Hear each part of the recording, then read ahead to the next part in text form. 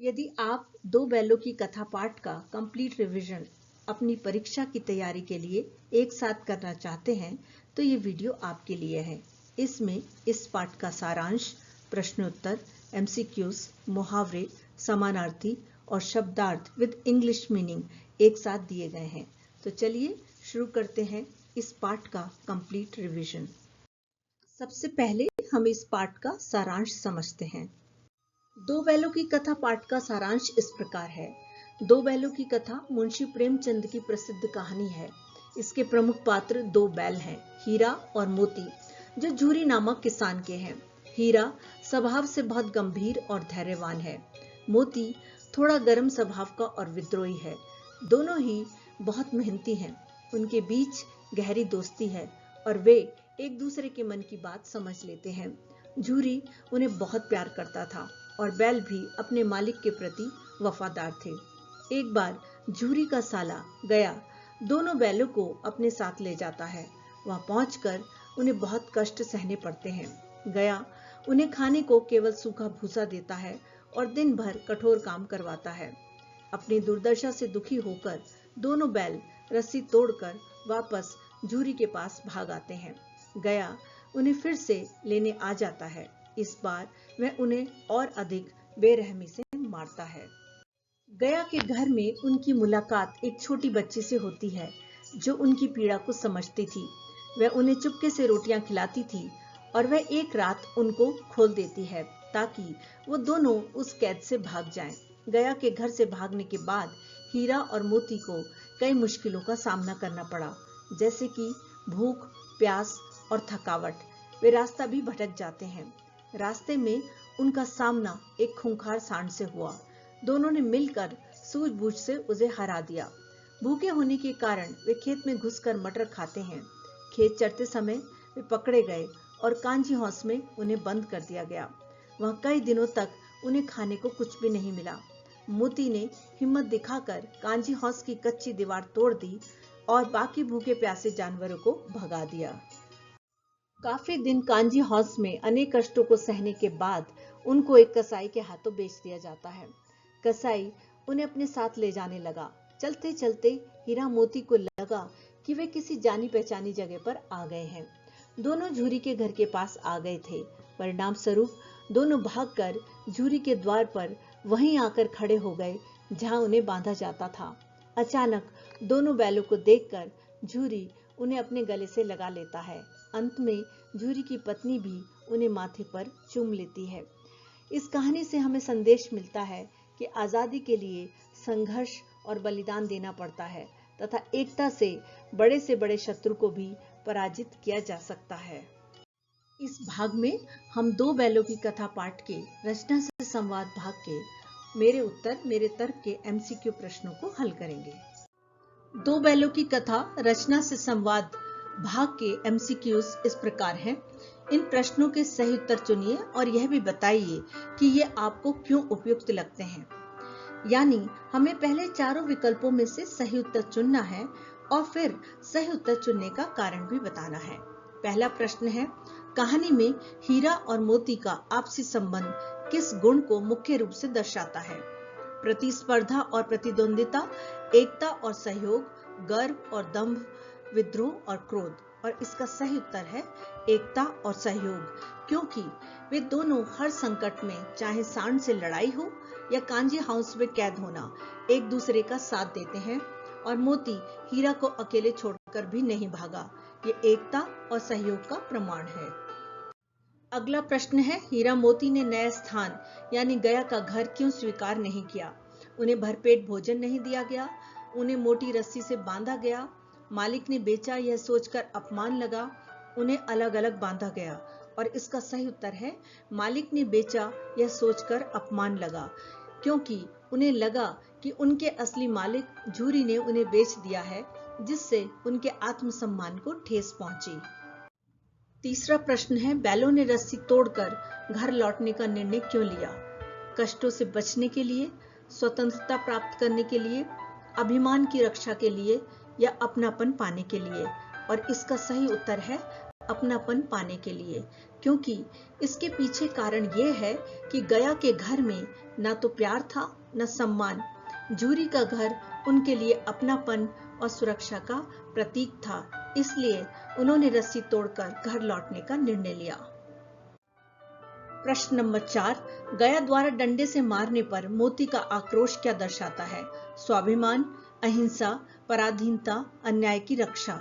और इसका सही उत्तर है स्वाभिमान, क्योंकि बिना किसी गलती के डंडे खाना मोती को मंजूर नहीं था। यह उसके आत्मसम्मान और स्वाभिमानी स्वभाव को दिखाता है। प्रश्न नंबर 5, कहानी में बैलों की मूक भाषा का प्रयोग लेखक ने किस लिए किया? कहानी को रोचक बनाने के लिए, मनुष्य जैसी चेतना दिखाने के लिए, संवादों को छोटा करने के लिए, कथा में हास्य उत्पन्न करने के लिए। और इसका सही उत्तर है मनुष्य जैसी चेतना दिखाने के लिए, क्योंकि लेखक ये बताना चाहते थे कि पशुओं में भी इंसानों की तरह गहरी भावनाएं, विचार और समझ होती है। अगला भाग है मेरी समझ मेरे विचार भाग के प्रश्नोत्तर। पहला प्रश्न है, दूसरे दिन गया ने बैलों को हल में जोता, पर इन दोनों ने जैसे पांव न उठाने की कसम खा ली थी। जब बैल नए मालिक के पास गए तो बैलों ने काम करने से मना क्यों कर दिया? इसका उत्तर है, बैलों को लगा कि उनके मालिक झूरी ने उन्हें बेच दिया है, जिसे उन्होंने अपना अपमान समझा। गया ने उन पर अत्याचार किया, उसने उन्हें न तो प्रेम दिया और न ही सम्मान। उनका लगाव झूरी के घर से था और बिना अपनापन के वे काम करने को तैयार नहीं थे। दूसरा प्रश्न है, गांव के इतिहास में यह घटना अभूतपूर्व न होने पर भी महत्वपूर्ण थी। बैलों का लौटना कोई साधारण घटना नहीं है। कैसे? बैलों का लौटना इसलिए असाधारण था क्योंकि बैल मजबूत रस्सियां तोड़कर रातों रात अनजान रास्तों से होते हुए बिना किसी मार्गदर्शन के अपने पुराने घर पहुंच गए थे। यह उनकी बुद्धि, याददाश्त और अपने मालिक के प्रति उनके अटूट प्रेम को दर्शाता है। तीसरा प्रश्न है, मोती ने मूक भाषा में कहा, अब सहा नहीं जाता, कभी कभी संघर्ष करना आवश्यक हो जाता है। कहानी के उदाहरणों से इसे सिद्ध कीजिए। कहानी में संघर्ष के 3 मुख्य उदाहरण हैं। पहला, जब गया ने उन्हें बिना कारण मारा तो अन्याय का विरोध करने के लिए मोती ने भागकर विरोध जताया। दूसरा, जब सांड ने उन पर हमला किया तो आत्मरक्षा के लिए दोनों ने संगठित होकर मुकाबला किया, वरना उनकी जान जा सकती थी। तीसरा, कांजी हाउस की दीवार तोड़ना उनके अस्तित्व और आजादी के लिए जरूरी संघर्ष था। अगला प्रश्न है, हीरा और मोती स्वतंत्रता और अपनापन में से किससे अधिक प्रेरित थे? हीरा और मोती अपनापन से अधिक प्रेरित थे। उनके लिए अपनों के बीच रहना आजादी से भी बढ़कर था। कहानी के अंत में जब बैल मुक्त हुए तो वे किसी जंगल में नहीं गए, बल्कि वापस झूरी के घर पहुंचे। इससे पता चलता है कि उनके लिए आजादी से भी बढ़कर अपनेपन और घर का महत्व था। अत्याचार सहना भी अन्याय में भागीदारी है। क्या आप इस कथन से सहमत हैं? अपने उत्तर के कारण भी बताइए। हाँ, मैं इस कथन से पूर्णतः सहमत हूँ, क्योंकि जब हम चुपचाप अत्याचार सहते हैं तो अत्याचारी का साहस अधिक बढ़ जाता है। इतिहास गवाह है कि जो समाज या व्यक्ति अन्याय का विरोध नहीं करते, वे कभी प्रगति नहीं कर पाते और सदा गुलाम बने रहते हैं। अतः अपनी स्थिति बदलने के लिए विरोध आवश्यक है। कहानी में बैलों ने यही सिद्ध किया। उन्होंने गया का विरोध करके और कांजी हाउस की दीवार तोड़कर यह जताया कि वे अब और अत्याचार नहीं सहेंगे। अपने विचार और समझ के अनुसार आप इस प्रश्न का अन्य उत्तर भी लिख सकते हैं। हीरा और मोती अभिन्न मित्र थे, ये किन घटनाओं से पता चलता है? कम से कम 3 बिंदु लिखिए। हीरा और मोती की दोस्ती और भाईचारा इन 3 घटनाओं से स्पष्ट होता है। पहला, गाड़ी या हल में जुतने पर दोनों की यह कोशिश रहती थी कि गाड़ी का भारी बोझ दूसरे की बजाय उनके खुद की गर्दन पर रहे। दूसरा, सांड से लड़ते समय दोनों ने एक दूसरे का साथ देकर दुश्मन को हराया। तीसरा, कांजी हाउस में दीवार टूटने पर मोती के पास भागने का पूरा मौका था, पर वह हीरा को अकेला छोड़कर नहीं गया। उसने अपने मित्र के साथ भूखा रहना और डंडे खाना स्वीकार किया। उसी समय मालकिन ने आकर दोनों के माथे चूम लिए। कहानी में मालकिन और छोटी लड़की दोनों के व्यवहार की तुलना कीजिए। इस कहानी में मालकिन और घर की छोटी लड़की के स्वभाव में गहरा अंतर है। शुरुआत में मालकिन का व्यवहार कठोर था। क्रोधित होकर उसने बैल को अपने मायके भेज दिया। बैलों को घर से भागा देखकर उन्हें भला बुरा कहा। अंत में जब वह बैलों के संघर्ष और घर की वापसी को देखती है, तब मालकिन का हृदय परिवर्तन होता है और वह भावुक होकर उनके माथे चूमती है। छोटी लड़की शुरू से ही अत्यंत दयालु थी। वह बैलों का दुख बिना बोले ही समझ जाती थी। उसने अपनी जान जोखिम में डालकर चुपके से उन्हें रोटियां खिलाईं और उनकी रस्सियां खोलकर उन्हें आजाद किया। अब इस पाठ के मेरी कल्पना मेरे अनुमान भाग के प्रश्नोत्तर देखते हैं। दो बैलों की कथा के मेरी कल्पना मेरे अनुमान भाग के प्रश्नोत्तर इस प्रकार हैं। पहला प्रश्न है, उसने उनके माथे सहलाए और बोली, खोले देती हूँ, चुपके से भाग जाओ। यदि आप वह छोटी लड़की होते तो बैलों की मदद किस प्रकार से करते? इसका उत्तर हम इस प्रकार से लिख सकते हैं, यदि मैं वह एक छोटी लड़की होती या होता तो मैं भी हीरा और मोती की मदद पूरी संवेदना के साथ करता या करती। मैं बैलों की बेबसी देखकर उनकी रस्सी खोल देती ताकि वे आजाद हो सकें। इसके साथ ही मैं गांव के किसी समझदार बुजुर्ग या पंचायत को यह बताती कि गया बैलों पर कितना अत्याचार कर रहा है। मैं झूरी उनके असली मालिक तक किसी तरह ये संदेश पहुंचाने की कोशिश करती कि उसके बैल यहाँ संकट में हैं, वह उन्हें वापस ले जाए। प्रश्न नंबर 2, दोनों गधे अभी तक ज्यों के त्यों खड़े थे। भय और संकोच इंसान को अवसर मिलने पर भी जकड़े रखता है। क्या आप इस कथन से सहमत हैं? इस वाक्य के संबंध में कहानी और अपने अनुभव से उदाहरण लेते हुए अपने विचार लिखिए। हम इसका उत्तर इस प्रकार से लिख सकते हैं। कहानी का उदाहरण है, कांजी हाउस की दीवार टूटने पर सभी जानवर भाग गए, लेकिन गधे डर के मारे वहीं खड़े रहे। उन्हें लगा कि अगर फिर पकड़े गए तो उन्हें और भी बुरा दंड मिलेगा। उनका ये भय आजादी के अवसर से बड़ा साबित हुआ। मेरा अनुभव इस प्रकार है, कभी कभी कक्षा में शिक्षक कोई प्रश्न पूछते हैं और उसका सही उत्तर मुझे पता होता है, लेकिन संकोच और डर के कारण कि कहीं मेरा उत्तर गलत ना हो और सब मुझ पर हंसने ना लगे, मैं हाथ नहीं उठाता। और जब कोई वही उत्तर दे देता है तब मुझे पछतावा होता है कि मैंने अवसर खो दिया।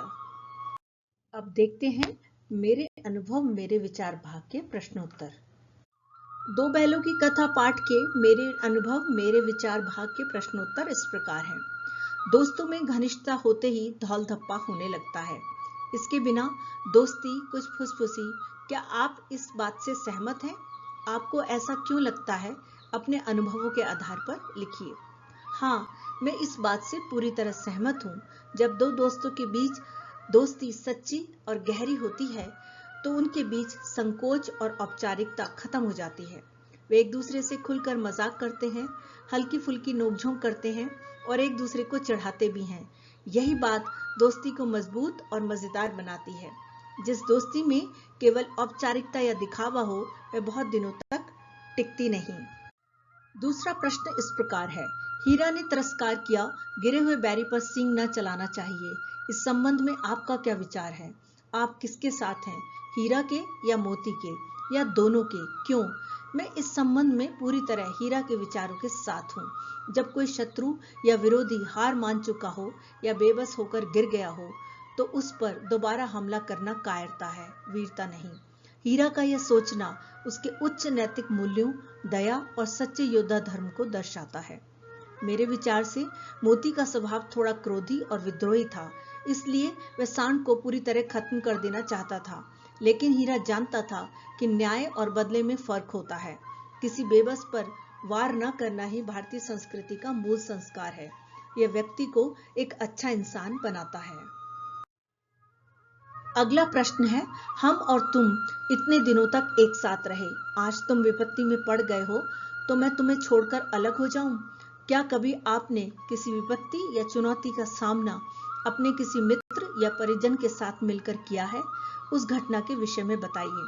इस प्रश्न का उत्तर हम इस प्रकार से लिख सकते हैं। हाँ, जीवन में कई बार ऐसी परिस्थितियां आती हैं जब हमें अपने अपनों का साथ देना पड़ता है। एक बार परीक्षा के दिनों में मेरे सबसे अच्छे दोस्त की तबीयत बहुत खराब हो गई। वह स्कूल नहीं आ पा रहा था और डिप्रेशन में था। तब मैंने अपनी चिंता छोड़कर रोज शाम को उसके घर जाकर उसे नोट्स दिए और मुश्किल सवाल समझाए। हम दोनों ने मिलकर तैयारी की और दोनों के बहुत अच्छे नंबर आए। उस दिन मुझे एहसास हुआ कि जब हम साथ मिलकर किसी चुनौती का सामना करते हैं तो वह विपत्ति एक खूबसूरत याद बन जाती है और दोस्ती और गहरी हो जाती है। तो बच्चों, ये प्रश्न आपके खुद के अनुभवों के बारे में है। मैंने यहाँ आपको समझाने के लिए तर्क दिए हैं, लेकिन आप अपनी जिंदगी से जुड़ी हुई कोई भी सच्ची घटना या अपनी सोच को भी इस उत्तर में जोड़ सकते हैं। इस भाग में हम दो बैलों की कथा पाठ के मुहावरे सीखेंगे। तो पसीना आना, जिसका अर्थ है बहुत कठिन काम पड़ना। उस भारी चट्टान को हटाने में मजदूरों को दांतों पसीना आ गया। अगला मुहावरा है जी तोड़कर काम करना, जिसका अर्थ होता है पूरी मेहनत और लगन से काम करना। हीरा और मोती झूरी के यहाँ जी तोड़कर काम करते थे। अगला मुहावरा देखते हैं, 9-2-11 होना, जिसका अर्थ है भाग जाना। जैसे ही सांड हार कर गिरा, दोनों बैल वहां से 9-2-11 हो गए ताकि उन्हें कोई पकड़ न ले। खलबली मचना, इस मुहावरे का अर्थ है हड़कंप मचना, अफरा तफरी फैलना या दहशत फैलना। शहर में बम की खबर ने खलबली मचा दी। अगला मुहावरा है बगले झांकना, इसका अर्थ है निरुत्तर होना या फंस जाने पर लज्जित होकर इधर उधर देखना। अपनी पोल खुलते ही नेताजी सबके सामने बगले झांकने लगे। अगला मुहावरा देखते हैं, हिम्मत हार जाना, जिसका अर्थ होता है साहस खो देना या मनोबल टूट जाना। आईएएस की परीक्षा में 2 बार असफल होने के बाद नीरज हिम्मत हार गया है। का जवाब पत्थर से देना, जिसका अर्थ है कड़ा प्रतिरोध करना या मुंह तोड़ जवाब देना। यह मुहावरा अन्याय के खिलाफ खड़े होने के संदेश को बहुत मजबूती से स्पष्ट करता है और इस कहानी में इस मुहावरे का इस तरह से प्रयोग किया गया है। हीरा शांत स्वभाव का था, किंतु मोती ने गया को ईंट का जवाब पत्थर से देने की ठान ली। टकटकी लगाना, जिसका अर्थ होता है निरंतर देखना। गया के घर में भूख और मार से व्याकुल हीरा मोती द्वार की ओर टकटकी लगाए झूरी की प्रतीक्षा कर रहे थे। जान से हाथ धोना अर्थात मर जाना। इसका वाक्य प्रयोग इस प्रकार है, अगर दोनों बैल मिलकर सांड का मुकाबला न करते तो शायद उन्हें अपनी जान से हाथ धोना पड़ता। गदगद होना, जिसका अर्थ है अत्यधिक प्रसन्न, भाव विभोर या भावुक हो जाना। हीरा मोती को वापस आया देखकर झूरी का मन गदगद हो गया। खबर लेना, जिसका अर्थ होता है डांटना, दंड देना या कड़ी पूछताछ करना। होमवर्क न करने पर शिक्षक ने छात्र की जमकर खबर ली। टुकुर टुकुर ताकना, जिसका अर्थ है लाचारी से देखना। जब गया दोनों बैलों को बेरहमी से मार रहा था तो वे एक दूसरे को टुकुर टुकुर ताक रहे थे। मुहावरे भाषा को अधिक प्रभावशाली और रोचक बनाते हैं। दो बैलों की कथा में मुहावरों का प्रयोग कहानी को और भी जीवंत बना देता है। समानार्थी शब्द। दो बैलों की कथा में आए समानार्थी शब्द इस प्रकार हैं। पहला है बैल, जिसके समानार्थी हैं वृषभ, वृष, ऋषभ और पुंगव। अगला शब्द है गांव, ग्राम, देहात, खेड़ा, ग्राम्य। क्रोध, गुस्सा, कोप, रोष, अमर्ष। गाय, गौ, धेनु, गैया, सुरभि। पांचवा है हाथी, गज, मतंग, कुंजर, हस्ती। अगला शब्द है कथा, जिसके पर्यायवाची हैं कहानी, वृतांत, किस्सा, दास्तान। गधा, खर, गधर्व, वैशाख नंदन और धूसर। संतोष, तृप्ति, तुष्टि, सब्र। विषाद, दुख, शोक, उदासी, ग्लानि। साहस, हिम्मत, दिलेरी, बहादुरी। अगला शब्द है घर, जिसके समानार्थी हैं गृह, सदन, आवास, निकेतन। संध्या, शाम, सायं, गोधूली और प्रदोष काल। रास्ता, मार्ग, पथ, राह, डगर। पानी, जल, नीर, वारी, तोय। दीवार, भित्ति, प्राचीर और दीवाल। अगले शब्द हैं विग्रह, अलगाव, बंटवारा, झगड़ा। मूक, मौन, चुप, वाकहीन, गूंगा। आत्मीयता, अपनापन, लगाव, घनिष्ठता। शत्रु, बैरी, दुश्मन, रिपु, अरी।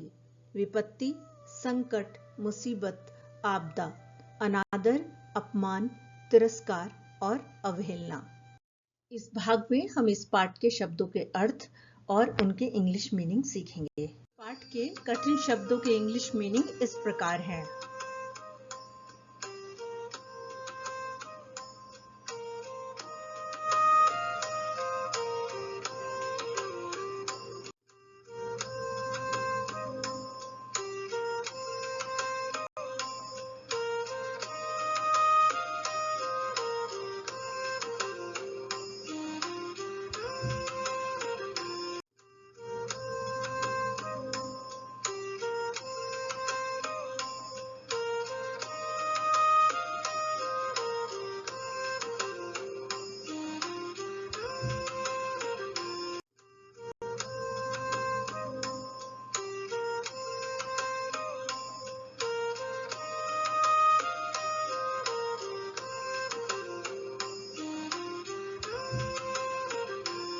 अगर आपको ये वीडियो पसंद आई हो तो लाइक करें, मित्रों के साथ शेयर करें और सब्सक्राइब करना ना भूलें ताकि आपको मेरी नई वीडियो की नोटिफिकेशन मिलती रहे।